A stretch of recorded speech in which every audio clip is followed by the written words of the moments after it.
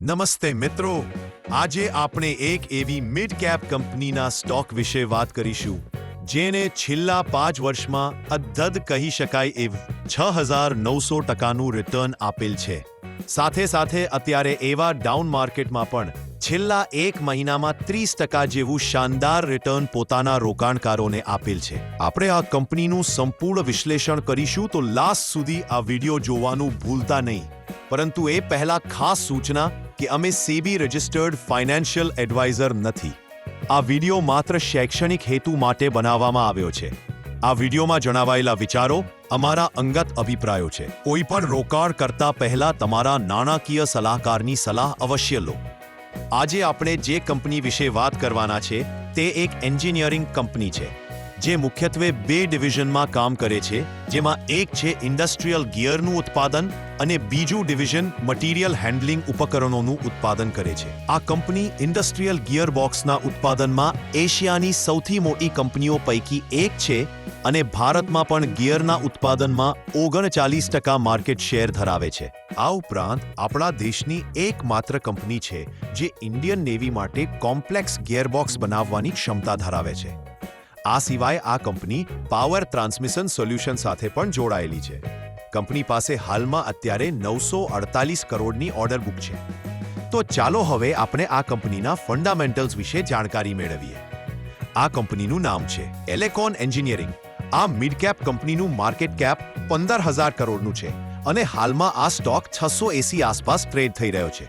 આ સ્ટોકનો PE ratio 36 છે, એના ઇન્ડસ્ટ્રીના પીઈ રેશિયો જેટલો જ છે. જ્યારે આ સ્ટોકની બુક વેલ્યુ 89 રૂપિયા છે. આ કંપની ઉપર દેવું પણ નહીવત છે. કંપનીનું માર્ચ ક્વાર્ટરનું રિઝલ્ટ ખૂબ સારું આવેલ છે. કંપનીના નેટ સેલમાં વધારો થઈ ને તે 797 કરોડ સુધી પહોંચી ગયો છે, જે યર એન્ડ યર 41%નો વધારો છે. તેવી જ રીતે પ્રોફિટમાં પણ 41%ના વધારાના લીધે 146 કરોડ સુધી પહોંચી ગયો છે. વિડીયો આગળ જોતા પહેલા 100 રૂપિયાથી નીચેની કિંમતના પરંતુ ફંડામેન્ટલી મજબૂત એવા 5 સ્ટોક્સનો વિડીયો જોવા માટે આઈ બટન પર ક્લિક કરો. આ સ્ટોક મે 2020માં 10 રૂપિયા આસપાસ ટ્રેડ થઈ રહ્યો હતો, જે બાદ આ સ્ટોકમાં જોરદાર તેજી જોવા મળેલ અને સ્ટોકે લગભગ 700ને ટચ કરેલ. છેલ્લા એકાદ મહિનાથી પણ આ સ્ટોકમાં જોરદાર તેજી જોવા મળી રહી છે.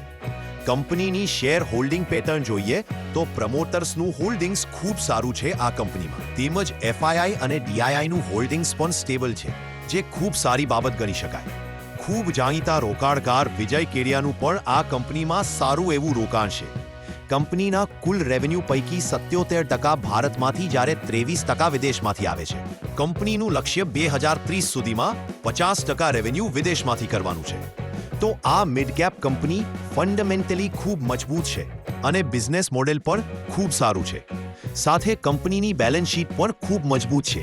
પ્રોફિટ અને રેવન્યુમાં સતત વધારો થઈ રહ્યો છે. છેલ્લા કેટલાક વર્ષોમાં સ્ટોકે શાનદાર રિટર્ન આપેલ છે. તો લાંબા ગાળા માટે આ સ્ટોકને ધ્યાનમાં રાખી શકો છો. આ વિડીયો પસંદ આવે તો વિડીયોને લાઇક કરો અને સસ્તા અને સારા સ્ટોક્સ શોધતા મિત્રોને જરૂરથી શેર કરો.